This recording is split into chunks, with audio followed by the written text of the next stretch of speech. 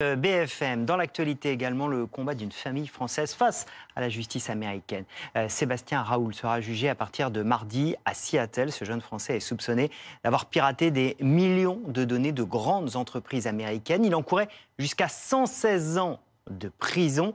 Paul Raoul, bonjour, merci d'être avec nous. Vous êtes le père de Sébastien, vous allez partir demain à Seattle. On va vous entendre évidemment dans un instant. Vous parlez de votre fils, de cette histoire. On va revenir juste avant sur le détail de ce qui est arrivé à votre fils avec nos éclaireurs.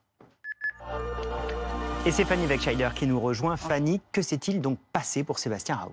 Eh bien, la justice américaine accuse ce jeune homme de 23 ans, ancien étudiant en informatique à Nancy, de cybercriminalité. Concrètement, il l'accuse d'avoir piraté des millions de données, des informations qui appartenaient à une soixantaine de grandes entreprises internationales, dont beaucoup américaines.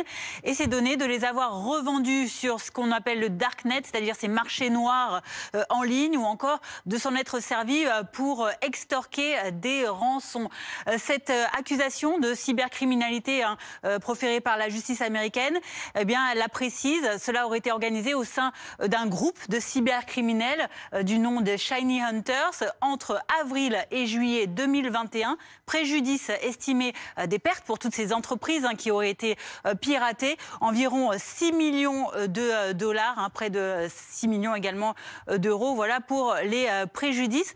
Et donc vous allez le voir également, donc ce jeune homme, depuis, il a été inquiété par la justice, et son parcours, donc après la France, il a quitté la France pour vivre plusieurs mois au Maroc. Là-bas, en mai 2022, il est arrêté par le FBI, donc avant d'être extradé. Il passe d'abord 8 mois au Maroc en prison, puis il est extradé aux États-Unis, à Seattle, en janvier 2023, où depuis, eh bien, il est en prison dans l'attente de son procès qui aura lieu mardi. Seattle, ville notamment siège de Microsoft, qui est l'une des entreprises plaignantes. Alors Fanny, Sébastien Raoult a d'abord nié les faits, et puis finalement, il a choisi en termes de stratégie judiciaire de plaider coupable. Oui, une stratégie judiciaire bien rodée, bien connue aux États-Unis, très couramment utilisée.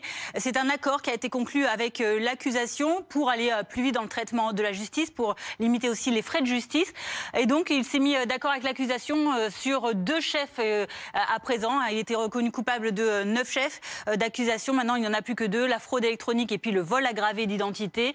Ce qui a pour conséquence, bien, de réduire la peine qui était au départ encourue pour 116 ans d'emprisonnement et réduite donc à 29 ans maximum désormais sur ces 2 chefs.